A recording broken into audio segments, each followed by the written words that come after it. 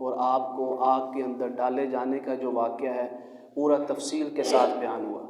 فرمایا جب آپ اپنی قوم کی طرف گئے تو آپ کے خاندان میں سے چاچے تائے جو دیگر لوگ ہیں، اور اسی طرح نمرود جو ہے وہ جھوٹی خدائی کا دعویٰ کر چکا تھا، اپنے آپ کو خدا منوا رہا تھا، تو اس قوم کے اندر شرک کی مرض عام ہو چکی تھی، بت پرستی عام ہو چکی تھی۔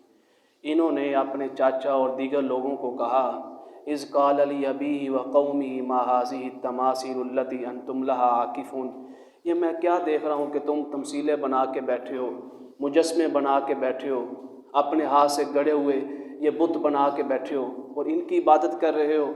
تو انہوں نے کہا کہ اگر آپ کے پاس کوئی واضح دلیل ہے نا تو آپ وہ لائیں، ہم نے تو اپنے آباء و اجداد کو انہی بتوں کی عبادت کرتے ہوئے دیکھا ہے، انہی کے سامنے اپنی پیشانی جھکاتے ہوئے دیکھا ہے۔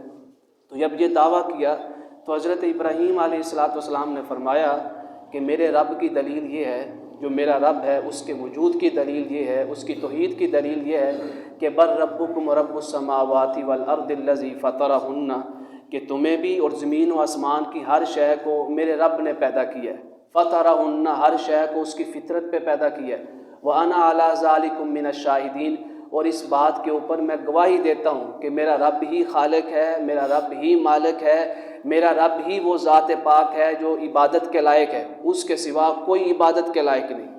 انہوں نے کہا آپ جائیں، ان کی کوئی رسم آ گئی تھی، کوئی مذہبی تہوار آ گیا تھا بتوں کے نام کا، تو وہ مذہبی تہوار جو ہے کھلے میدان میں جا کے مناتے تھے۔ انہوں نے کہا اعلانیہ آپ جاؤ اپنا تہوار مناؤ، پیچھے دیکھو میں تمہارے بتوں کا کیا حال کرتا ہوں۔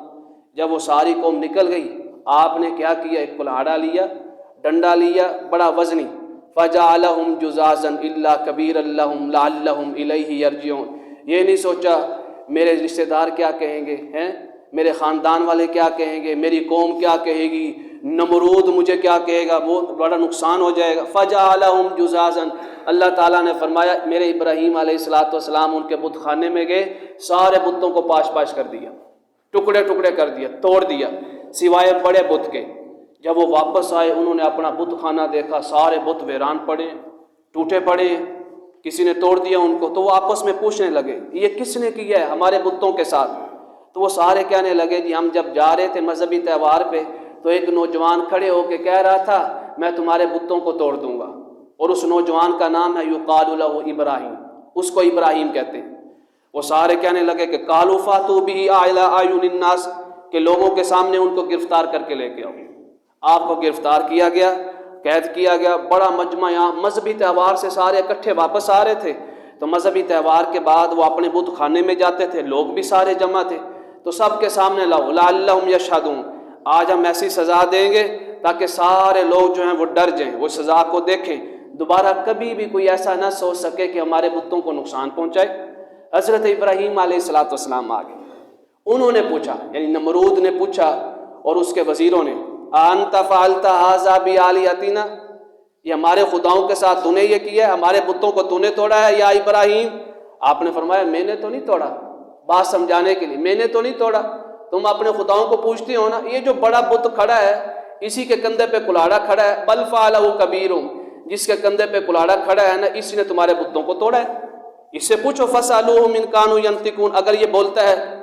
وہ سارے ایک دوسرے کی طرف دیکھنے لگ گئے، اب وہ کیا جواب دے کہ جس کو وہ خدا مان رہے ہیں نہ وہ بول سکتا ہے، نہ وہ نفع دے سکتا ہے، نہ وہ نقصان پہنچا سکتا ہے، نہ ان کی مرادیں پوری کر سکتا ہے، نہ حاجات پوری کر سکتا ہے۔ وہ ایک دوسرے کی طرف دیکھنے لگے، جب دیکھنے لگے تو انکم انتم الظالمین، ان میں سے کچھ لوگ بولے اس طرح تو یہ پھر جائیں گے اپنے دین سے، اپنے مذہب سے، اپنے خداؤں سے۔ انہوں نے کہا یہ تم کیا سوچ رہے ہو، یہ سوچنا بھی گمراہی ہے اپنے خداؤں کے بارے میں، ہم ان سے پوچھیں گے؟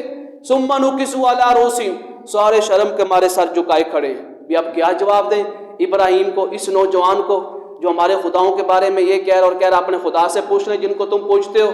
سارے سر جھکا، فوراً بولا کوئی لقد علمت ما هؤلاء ينطقون، اے ابراہیم تو ہمیں پاگل سمجھتا ہے، ہم بے وقوف ہیں، یہ بت ہیں، یہ کیسے کلام کرے گا؟ خود بول رہے ہیں یہ بت ہے، یہ کیسے کلام کرے گا، ہم اس سے کیسے پوچھیں؟ آپ نے وہاں پہ فوراً ان کے دل کے اوپر چوٹ لگائی، عقیدہ توحید کی، فرمایا جو بول نہیں سکتا، فتعبدون من دون اللہ ما لا ينفعکم شیئا ولا یضرکم، جو بول نہیں پا رہا ہے، تمہیں کوئی نفع نہیں پہنچا سکتا ہے، کوئی نقصان نہیں پہنچا سکتا ہے، تو اس کی پوجا کرتے ہو، اس کی عبادت کرتے ہو؟ افلا تعقلون، تمہارے اندر شعور نہیں ہے، تمہارے اندر عقل نہیں ہے؟ انہوں نے کہا ہم اس کے ساتھ بحث و مناظرہ نہیں کر سکتے۔ بعد میں پھر کیا رہ جاتا ہے؟ طاقت کا اظہار، اپنی قوت کا اظہار، کہ اگر ہم دلیل کے ساتھ خاموش نہیں کروا سکتے تو ظلم کے ساتھ خاموش کروا دے۔ انہوں نے کہا قالوا حرقوا، جلدی جلدی کرو، اس کو جلا دو، ابراہیم کو آگ کے اندر ڈال دو۔ وانصروا آلیاتکم، عقل دیکھو کیسے ماری گئی شرک کرنے والوں کی، ان کافروں کی، بت پرستی کرنے والوں کی۔ وہ کہتے ہیں ان کو جلا دو، وانصروا آلیاتکم، اپنے خدا کی مدد کرو۔ بے وقوفی آپ نے دیکھی، وانصروا آلیاتکم، اپنے خدا کی مدد کرو، اپنے خدا کو بچاؤ، ان کنتم فاعلین، اگر تم بچا سکتے ہو۔ نمرود نے اعلان کروا دیا، بڑے پیمانے پہ لکڑیاں جمع کی گئیں، آگ جلانے کا سامان جمع کیا گیا، آگ جلا دی گئی۔ ابراہیم علیہ السلام سے پوچھا کہ اب بھی ہمارے خداؤں کے خلاف ہو؟ آپ نے فرمایا تم مجھے اس آگ سے ڈراتے ہو؟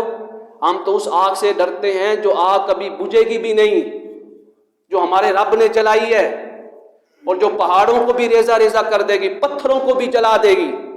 میں اس آگ سے ڈر جاؤں اور اس سے بچنے کے لیے تمہارے خداؤں کے ساتھ کھڑا ہو جاؤں؟ فرمایا نا نا نا نا، توحید ماننے والا اپنی جان دے سکتا ہے پر توحید کے خلاف نہیں جا سکتا ہے۔ انہوں نے کہا یہ تو نوجوان اپنے موقف پہ قائم ہے۔ بادشاہ نے کہا آگ میں ڈال دو۔ ابھی یہ آگ میں ڈالنے ہی لگے تھے، اللہ تعالیٰ نے فرمایا یا نار کونی بردن وسلاما علی ابراہیم، اے آگ آج تیرے اندر میرا ابراہیم آ رہا ہے، تو جلاتی ہے، تیرے اندر ہم نے یہ نیچر پیدا کی ہے، یہ فطرت پیدا کی ہے کہ تو نے جس کو مس کرنا ہے جلا دینا ہے، پر آج ہم اپنے ابراہیم کی خاطر تیرا قانون بدلنے لگے ہیں، تیری فطرت بدلنے لگے ہیں، تیری نیچر بدلنے لگے ہیں۔ پہلے تو جلاتی تھی، آج میرا اپنا آ رہا ہے، آج ہم نے تیرے اندر جلانے کی جو صلاحیت ہے وہ بھی ختم کر دی ہے، ڈال دیا۔ فرمایا صرف نہ جلانا نہیں ہے، بردن ٹھنڈی بھی ہونا ہے، وسلامن اتنی ٹھنڈی نہیں ہو جانا کہ ٹھنڈک کی وجہ سے بھی ہمارے ابراہیم کو نقصان پہنچے۔ وسلامن علی ابراہیم، ایسی حالت میں ہونا ہے کہ میرا ابراہیم تیرے اندر بیٹھا ہو تو نہ ٹھنڈک محسوس ہو نہ تپش محسوس ہو۔ جیسے ہی اللہ تعالیٰ نے یہ کلام کیا تو وہ آگ جو ہے نا، حضرت عبداللہ ابن عباس رضی اللہ تعالیٰ عنہ فرماتے ہیں وہ تپش تو رکھ نہیں سکتی تھی، جلا تو سکتی نہیں تھی، ٹھنڈی ہو سکتی تھی۔ اگر حد سے زیادہ ٹھنڈی ہو جاتی تو حد سے زیادہ ٹھنڈی ہو جانے کی وجہ سے بھی ابراہیم علیہ السلام کا وصال مبارک ہو سکتا تھا۔ اللہ نے فرمایا نہ زیادہ ٹھنڈی ہونا ہے نہ زیادہ گرم ہونا ہے، آگ جل رہی ہے بڑے پیمانے پہ، کئی دن گزر گئے، آگ کم نہیں ہو رہی۔ جب آگ کم نہیں ہو رہی، ابراہیم علیہ السلام کو جب آگ کے اندر ڈالا گیا تو آگ کے اندر ڈالنے کا طریقہ بھی شیطان نے بتایا۔ میں نے آپ کو پہلے بھی کہا تھا شیطان ایسا خبیث الفطرت ہے، یہ انسان کی شکل میں آ کے انسان کو گمراہ کرتا ہے۔ جب آگ جلائی بڑے پیمانے پہ، یہ حیران اور پریشان کھڑے ہیں، اب اس آگ کے قریب جائے گا کون؟ ابراہیم علیہ السلام کو، اس نوجوان کو ہم کیسے جلائیں؟ شیطان آ گیا انسانی شکل میں اپنی جماعت کے پاس ان کی رہنمائی کرنے کے لیے۔ اس نے کہا میں طریقہ بتاتا ہوں، سارے شیطانی طریقے تو میرے پاس ہیں۔ اس نے طریقہ یہ بتایا کہ ایسی چیز تیار کی جائے جس کے اندر سپرنگ لگے ہوں، یا اس کو آپ زور لگائیں تو وہ چیز کو دور پھینکیں۔ اس نے کہا یہ تو بڑا طریقہ ہے، اس طرح تو ہمارے پاس افرادی قوت بھی زیادہ ہے، ہم خود بھی بچ سکتے ہیں اور ابراہیم اس نوجوان کو بھی جلا سکتے ہیں۔ اس طرح انہوں نے آگ کے اندر ابراہیم علیہ السلام کو پھینک دیا۔ کئی دن گزر گئے، آگ کم نہیں ہو رہی۔ جب آگ کم نہیں ہو رہی تو ابراہیم علیہ السلام نظر بھی نہیں آ رہے۔ جب نظر نہیں آ رہے، ادھر تخت پہ بیٹھا نمرود اور اس کے ارد گرد کھڑے اس کے وزراء، اس کی قوم بڑی خوش ہو رہی ہے، آج یہ جل جائے گا، آج ہمارے خداؤں کی فتح ہو جائے گی۔ جیسے ہی آگ کم ہوتی چلی گئی، کم ہوتی چلی گئی، کیا دیکھتے ہیں کہ جو آگ جلانے کے لیے انہوں نے جلائی تھی، اللہ تعالیٰ نے اس آگ کو پھولوں کا باغ بنا دیا۔ ابراہیم علیہ السلام پھولوں کے باغ کے اندر بیٹھ کے انجوائے کر رہے ہیں، خوش ہو رہے ہیں، مسکرا رہے ہیں۔ جب انہوں نے دیکھا کہ جو آگ جلاتی تھی، آگ وہ پھولوں کا بہار بن گئی، وہ پھولوں کا باغ بن گئی، یہ نوجوان بچ گیا۔ جب دیکھا نا تو بہت سے لوگ اس کی قوم میں سے انہوں نے عقیدہ توحید کا اقرار کر لیا، اللہ تعالیٰ کی وحدانیت کے اوپر ایمان لے آئے، ابراہیم علیہ السلام کی نبوت اور رسالت کو مان لیا۔ جب مان لیا، یہ معجزہ بھی دیکھ لیا، نمرود نے کہا اچھا اب یہ بات ہے، تو ان کو جلا وطن کرنے کا کہا، اس نوجوان کو اب یہاں سے نکال دو، اگر یہاں رہا نہ میری خدائی بچے گی نہ ہمارے خدا بچیں گے، یہ جھوٹے خدا، اور نہ ہی جو یہ ہماری نوجوان نسل ہے یہ بھی گمراہ ہو جائے گی، ہمارے لوگ بھی اپنا مذہب چھوڑ دیں گے۔ جب وہ جلا وطن ہونے لگے نا، انہوں نے اپنے خاندان سے آخری کلام کیا، کلام سننے والا ہے، ادب دیکھیں، ادب بھی سکھایا ابراہیم علیہ السلام۔ فرمایا اذ قال علی ابیہ، یہاں پہ جو ابی کا لفظ ہے نا، اب کہتے ہیں والد کو، لیکن عربی کے اندر قرآن کریم کی زبان کے اندر اب کا لفظ چاچے کے لیے بھی استعمال ہوتا ہے۔ ادب کا مقام یہ ہے کہ یہاں پہ بعض تفاسیر کے اندر جو روایات آئی ہیں کہ اب سے یہاں جو مراد ہے نا، ابراہیم علیہ السلام کے والد نہیں، جن کا نام تعارخ تھا، بعض روایات میں عارخ تھا، اور لیکن آپ کا چاچا جو ہے یہاں پہ مراد ہے، جس کا نام قرآن پاک نے لیا آزر۔ تو آپ نے اپنے چاچا سے کہا یا ابت لم تعبد ما لا يسمع ولا يبصر، ان بتوں کی عبادت کیوں کرتے ہو جو نہ تمہاری بات سن سکتے ہیں، نہ تمہیں دیکھ سکتے ہیں، نہ تمہیں کوئی فائدہ دے سکتے ہیں۔ پھر آپ نے فرمایا لا تعبد الشیطان، اے میرے خاندان والو اس شیطان کی عبادت نہ کرو، ان الشیطان کان للرحمن عصیا، یہ شیطان تو ہے ہی نافرمانی کی طرف لانے والا، اللہ کی بارگاہ سے دور کرنے والا، وحدانیت سے دور کرنے والا۔ آخر میں آپ نے فرمایا اے میرے چاچا جان، مجھے آپ کے بارے میں اور اپنی قوم کے بارے میں خوف ہے، ان یمسک عذاب من الرحمن، کہ کہیں تم اللہ کی عذاب کی لپیٹ میں نہ آ جاؤ، اللہ کا عذاب تمہارے اوپر نازل نہ ہو جائے۔ اب آگے سے جواب سنیں، ابراہیم علیہ السلام اتنے پیار برے محبت برے انداز میں بات کر رہے ہیں، آپ کے چاچا نے کیا کہا؟ قال یا ابراہیم وترغب عن آلیتی، کیا تم ہمیں اپنے خداؤں سے دور کرنا چاہتے ہو جو ہمارے خدا ہیں، ہم ان کو چھوڑ دیں؟ لئن لم تنتہی، اگر تم باز نہیں آؤ گے، لارجمنک، ہم تمہیں زندہ درگور کر دیں گے، سنسار کر دیں گے، یا پھر کیا کرو واہجرنی ملیہ، ہمیں چھوڑ کے چلے جاؤ۔ یہاں پہ جلا وطن کی ابراہیم علیہ السلام نے فرمایا میں اپنے رب کی خاطر اپنے وطن کو چھوڑ رہا ہوں۔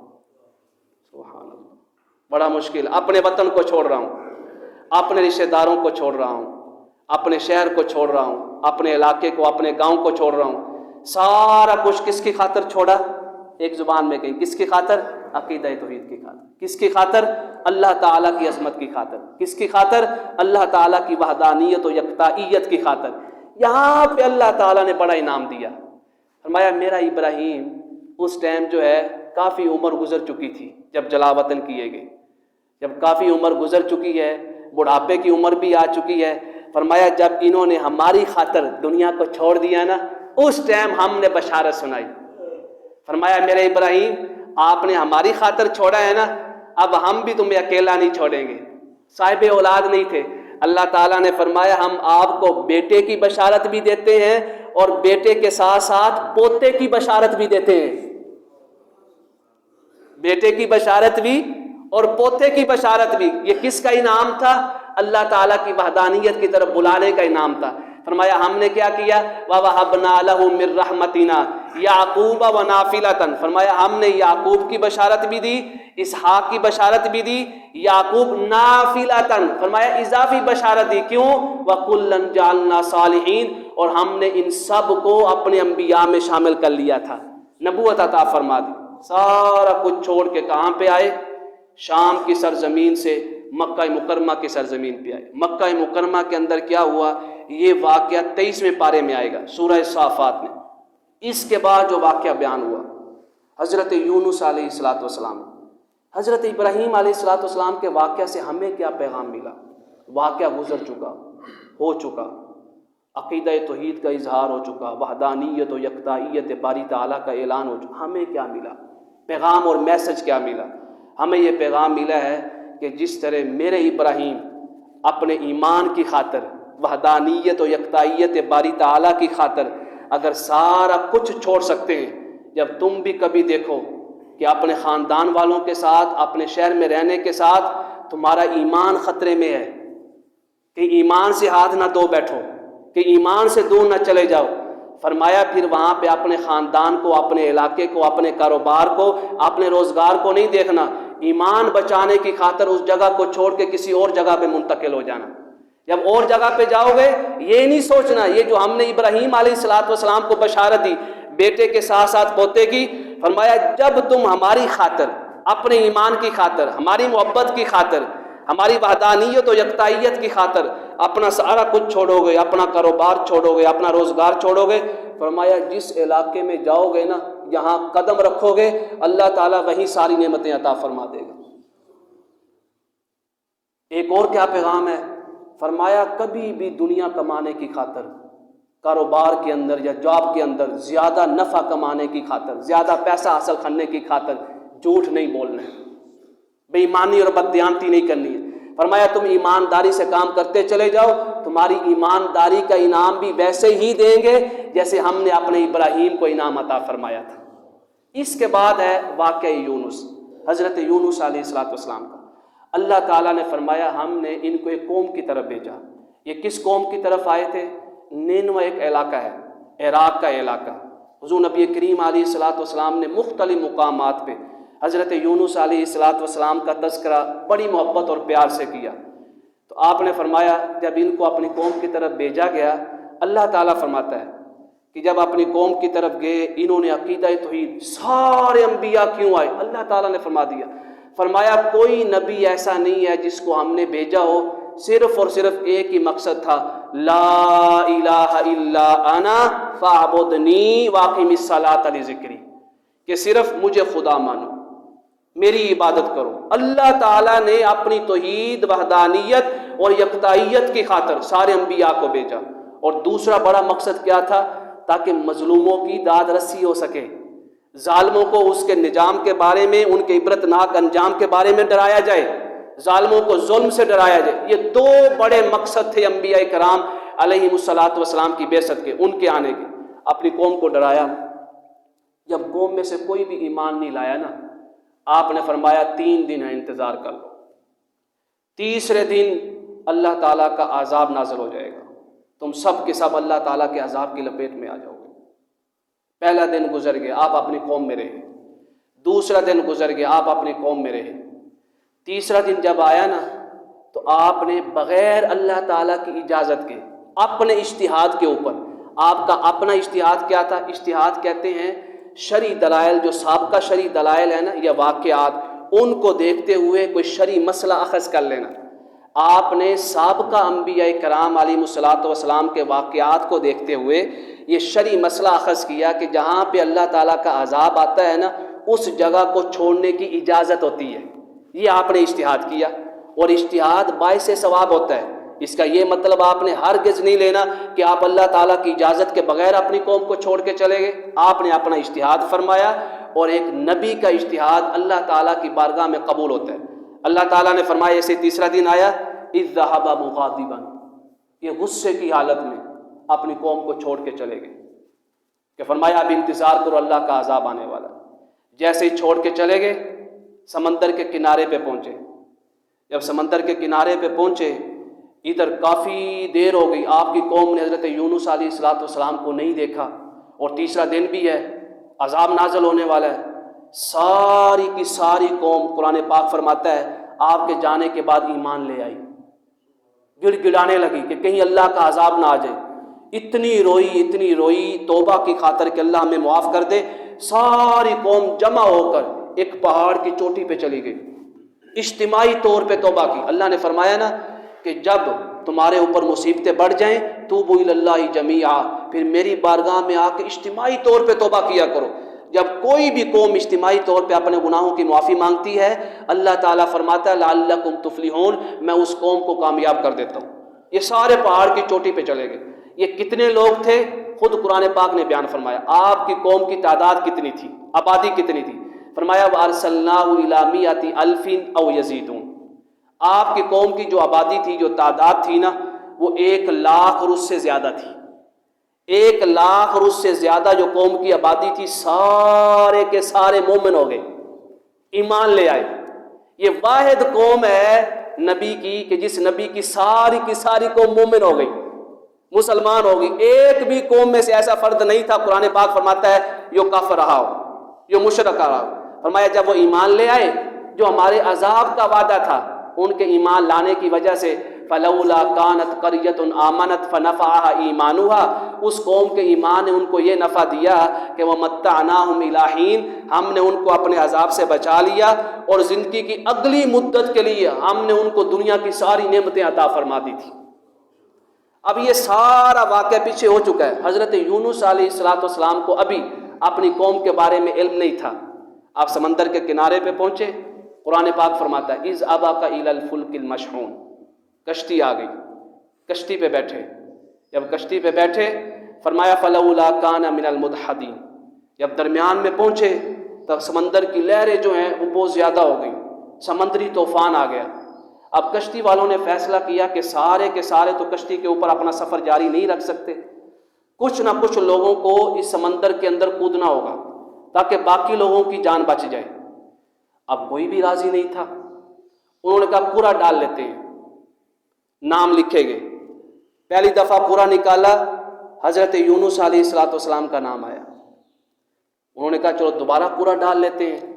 دوبارہ پورا ڈالا گیا، نام ڈالا گیا، پھر حضرت یونس علیہ السلام کا نام آیا. قرآن پاک فرماتے ہیں تیسری دفعہ پورا ڈالا گیا، حضرت یونس علیہ السلام کا نام آیا.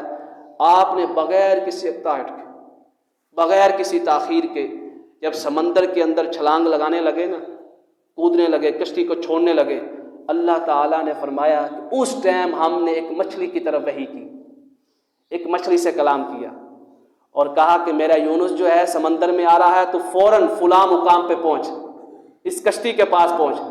جیسے ہی آپ نے کشتی چھوڑی، سمندر کی طرف آنے لگے، سمندر میں گرنے سے پہلے ایک بڑی مچھلی نے، قرآن پاک فرماتا ہے، ہمارے یونس کو اپنے منہ میں لے لیا.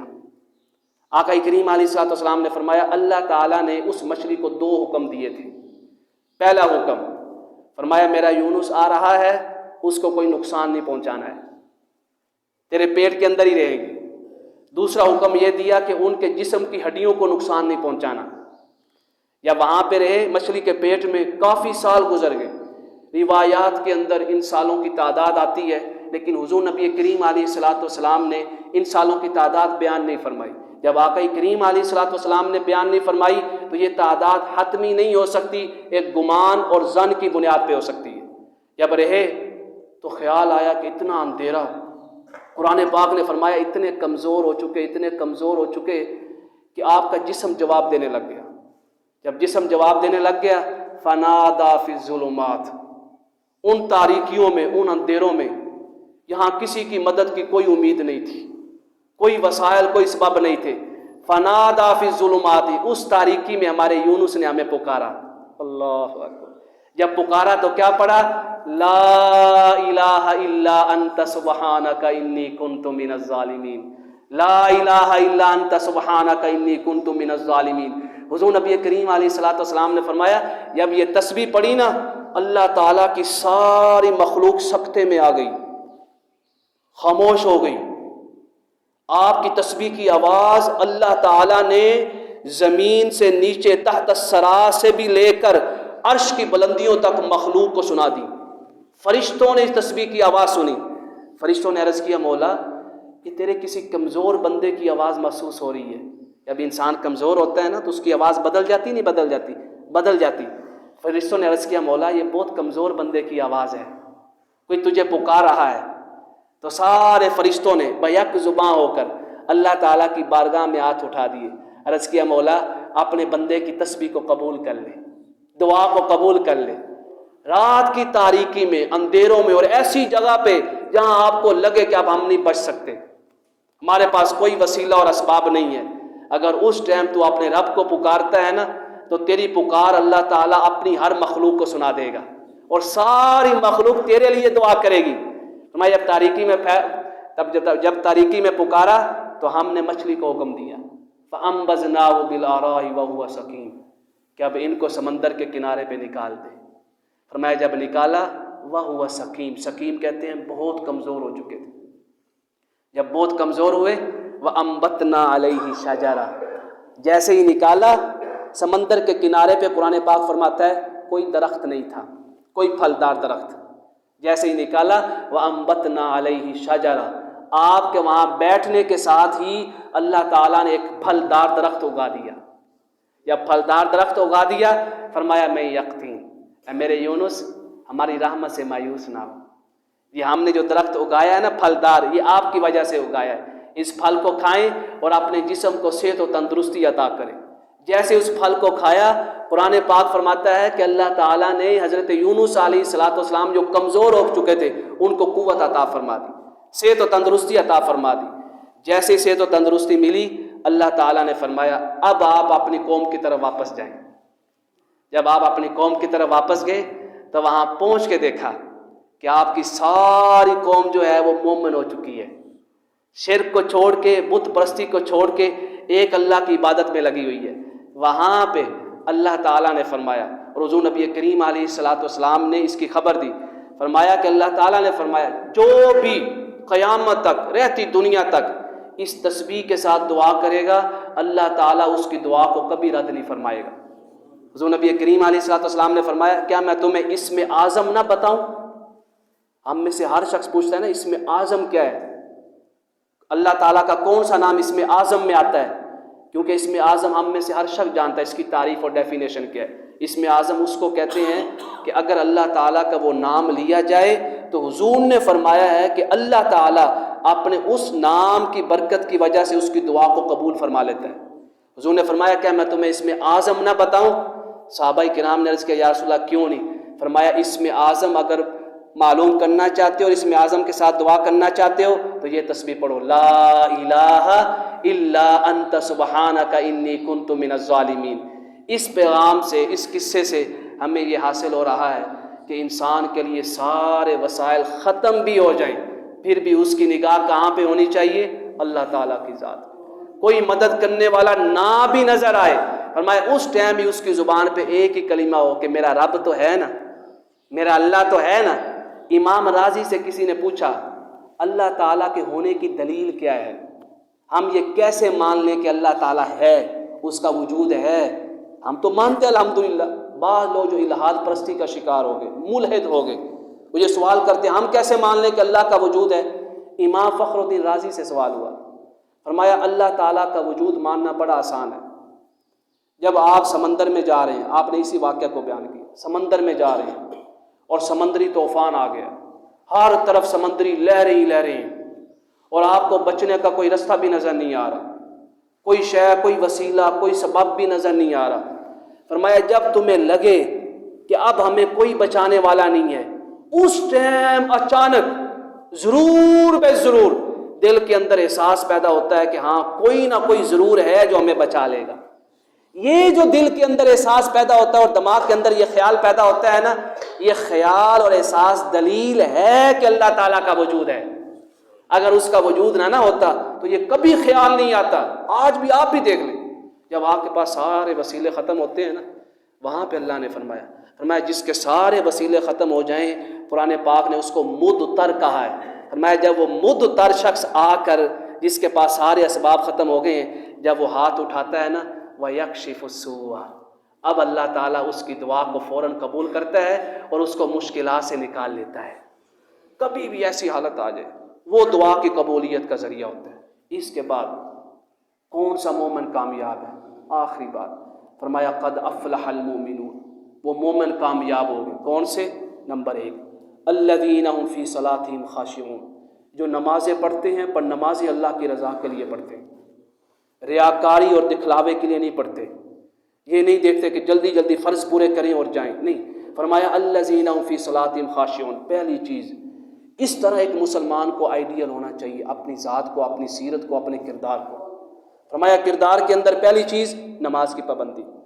دوسری چیز سنیے گا والذین هم عن اللغو معرضون، فضول مجلسوں میں نہ بیٹھے، فضول باتوں میں، فضول مذاق میں اپنے ٹائم کو ضائع نہ کریں. کیوں؟ ایک مومن کا ایک لمحہ بھی اللہ کے ذکر کے بغیر نہیں گزر سکتا. یا وہ فضول باتوں میں بیٹھے گا، فضول مجلسوں میں بیٹھے گا، اس کا وہ سارے کا سارا ٹائم کیا ہو جائے گا؟ ضائع ہو جائے گا. فرمایا والذین هم عن اللغو معرضون. تیسری بات والذین هم للزکاۃ فاعلون، وہ اپنے نفس کا تزکیہ کرتے ہیں، اپنے اخلاق کا تزکیہ کرتے ہیں. اگر کوئی برائی ان کے اندر پیدا ہو جائے ان کی سیرت اور کردار میں، فوراً اس برائی سے اپنے آپ کو دور کرنے کی کوشش کرتے ہیں، اس برائی کو چھوڑیں اور اللہ کے حضور سچی توبہ کرتے ہیں. کتنی چیزیں ہو گئیں؟ 3 چیزیں. نماز، فضول قسم کی مجلسوں میں نہیں. سب سے فضول قسم کی مجلس آج کے دور میں کون سی ہے؟ غیبت. سب سے فضول قسم کی. جہاں 2 بندے بیٹھے شیطان ان کو موضوع دیتا ہے غیبت کرنا شروع کر دو. سب سے، حتیٰ کہ اتنا بڑا گناہ سب کو معلوم ہے کہ قرآن پاک کے اندر کیا فرمایا، جو شخص غیبت کر رہا ہے کیا اس بات کو پسند کرتا ہے کہ وہ اپنے بھائی کا گوشت کھائے گا؟ لیکن میں اکثر مجالس میں، محافل میں کہا کرتا ہوں، آج کے انسان سے اگر یہ بات ہو نا تو اس کو یہ بھی احساس پیدا نہیں ہوگا، کیونکہ ہم نے تو بڑے بھائی کا احساس کرنا ہی چھوڑ دیا. یہ آیت دیکھیں انسان کو کس نیچر کی طرف لے کے جا رہی ہے. فلسفہ دیکھیں آیت کا کہ انسان کے ہاں اس کے رشتوں کی کتنی اہمیت ہونی چاہیے، اس کے بہن بھائیوں کے ادب اور احترام کا اور خیال کی کتنی اہمیت ہونی چاہیے کہ جب بھائی کا نام سنے گا فوراً اس برائی سے دور ہو جائے گا. آج ہم ساری کی ساری برائیاں ہی اپنے بھائیوں کے ساتھ کرتے ہیں، سارے کے سارے ظلم اور زیادتیاں ہی بھائیوں کے ساتھ ہوتی ہیں. ایک دوسرے ہم آپس میں ایک دوسرے کے ساتھ کر رہے ہوتے ہیں. اللہ تعالیٰ نے غیبت سے بچنے کے لیے جس کی مثال دی وہ بھائی کی مثال ہے. فرمایا بھائیوں کی آپس میں اتنی محبت ہے کہ اس محبت کی وجہ سے وہ غیبت سے نفرت کرنے لگ جائیں گے. لیکن آج ہمیں یہ احساس نہیں ہوگا کیونکہ ہمارے معاشرے میں رشتہ داریاں کمزور ہو گئی، تعلق کمزور ہو گیا. اگلی بات فرمایا والذین هم لاماناتهم وعهدهم راعون. اگر امین بنائے جاؤ تو خیانت نہیں کرنی. وعهدهم راعون، یہ ہے وہ مسلمان، آئیڈیل مسلمان جو سیرت مصطفیٰ صلی اللہ علیہ وآلہ وسلم کا نمونہ بن جاتا اپنے معاشرے کے اندر، اپنے حبیب کریم صلی اللہ علیہ وآلہ وسلم کی سنت پاک پہ عمل کرتا ہے. فرمایا جو وعدہ کرے گا اس وعدے کو پورا کرے گا. جو وعدہ کرے گا، ہمیں تو اوپر سے لے کے نیچے تک، اوپر والی سطح سے قوم کی نچلی سطح تک ہمیں ایک ہی درس ملتا ہے معاشرے کے اندر، وعدے کی خلاف ورزی کرو، وقتی طور پہ ٹائم ٹپاؤ، وعدے کرو، لوگوں کو خوش کرو، بعد میں چھوڑ دو. وعدی مراؤ. اس کے بعد کیا ہے سننے والی کو والذین هم بشہاداتہم قائمون. فرمایا جو گواہی ہے نا انصاف اور سچ کی اس کے اوپر قائم رہنا ہے. آخر میں اللہ نے فرمایا اولئک هم الوارثون. اگر ایسی چیز پیدا کر لیتے ہو تو دنیا کے اندر ہم تمہیں اپنا وارث بنا لیں گے. اپنا وارث مطلب قوت تمہیں عطا کریں گے، طاقت تمہیں عطا کریں گے، حکومت اور غلبہ تمہیں عطا کریں گے، ساری عزتیں بھی تمہیں ہی عطا کر دیں گے. اللہ اکبر. صلاۃ والسلام علیہ